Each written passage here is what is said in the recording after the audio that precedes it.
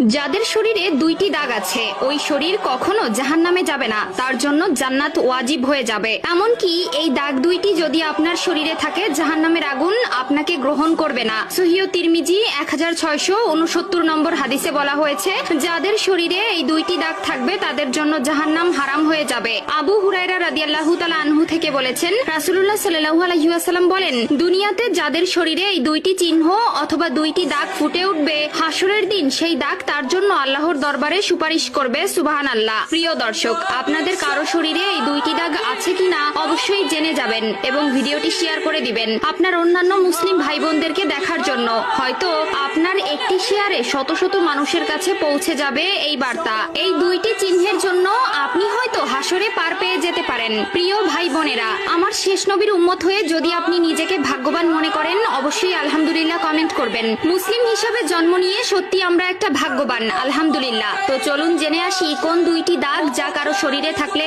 আল্লাহ তাআলা তাকে মাফ করে দিবেন। 1 নম্বর দাগ হলো, রাসূলুল্লাহ সাল্লাল্লাহু আলাইহি ওয়াসাল্লাম বলেছেন, যে ব্যক্তি জিহাদের ময়দানে আল্লাহকে খুশি করার জন্য, আল্লাহর দ্বীন কায়েম করার জন্য অথবা আল্লাহর সন্তুষ্টি অর্জনের জন্য যে ব্যক্তি শত্রুর মোকাবেলা করতে গিয়ে শত্রু পক্ষের আঘাতে তার শরীরে ছোট্ট একটা দাগও যদি হয়ে যায় তার জন্য জান্নাত ওয়াজিব হয়ে যাবে। এই দাগওয়ালা শরীরকে আল্লাহ তাআলা অনেক ভালোবাসেন। এই দাগ থাকার কারণে কিয়ামতের